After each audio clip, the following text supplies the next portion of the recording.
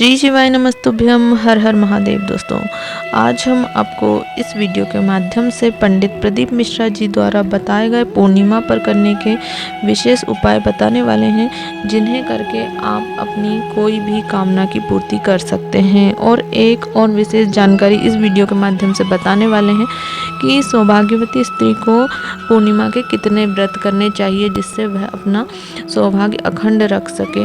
और यदि किसी महिला का पति या पुत्र को कोई भी बीमारी है, रोग से ग्रस्त रहते हैं, कभी भी बीमारी से छुटकारा प्राप्त नहीं हो पा रहा है, तो उसे उस पूर्णिमा के कितने व्रत रखने चाहिए। कोई भी किसी भी बीमारी से ग्रसित है तो उस बीमारी से उसे छुटकारा प्राप्त होता है। तो वीडियो को अंत तक अवश्य देखें।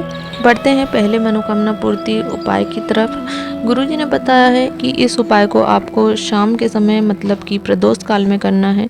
इस उपाय को करने से आपको की जो भी मनोकामना होती है वह अवश्य पूरी होती है। इस उपाय को करने के लिए आपको 1 कलश जल, 5 बेलपत्र और 1 कमलगट्टे की आवश्यकता होगी। आपको 1 कलश जल भर लेना है, उसमें हमें 5 बेलपत्र डाल लेनी है और 1 कमलगट्टे को उसी जल में हमें डाल लेना है। और शिव जी के मंदिर में प्रदोष काल के समय हमें चले जाना है और चंद्रेश्वर महादेव का नाम लेते हुए हमें वह जल शिव जी पर समर्पित कर देना है। वह कमलगट्टा और बेलपत्र भी हमें उसी जल के साथ में शिवलिंग पर हमें समर्पित कर देना है। चंद्रेश्वर महादेव का हमें स्मरण करना है और चंद्रेश्वर महादेव का स्मरण करते हुए हमारी जो भी कामना है वह हमें शिव जी से बोल देनी है। गुरुजी ने कहा है अगली पूर्णिमा तक आपकी जो भी कामना है वह अवश्य ही पूर्ण होती है। बढ़ते हैं दूसरे उपाय की तरफ। गुरुजी ने कहा है पूर्णिमा के दिन यदि हम शिव जी के मंदिर में सुबह के समय जाकर 1 चावल का साबुत दाना समर्पित करते हैं, उसके ऊपर हमें 1 बेलपत्र समर्पित करनी है। बेलपत्र हमें इस प्रकार समर्पित करनी है कि बेलपत्र की डंडी का जो मुख है वह हमारी ओर हो। हम जिधर बैठे हैं, जहाँ से हमने चावल समर्पित करा है, उसी तरफ हमें बेलपत्र की डंडी का मुख करना है। अपनी कामना कहते हुए हमें 1 कलश जल उसी बेलपत्र के ऊपर समर्पित कर देना है। चंद्रमौली भगवान का हमें स्मरण करना है। थोड़ा सा जल झेलकर अपनी आँखों में हमें लगाना है और अपनी जो भी कामना है वह हमें चंद्रमौली महादेव से कह देना है। गुरुजी ने कहा है आपकी जो भी मनोकामना है वह 3 माह में अवश्य पूर्ण होती है। इस उपाय को आप कभी भी कर सकते हैं।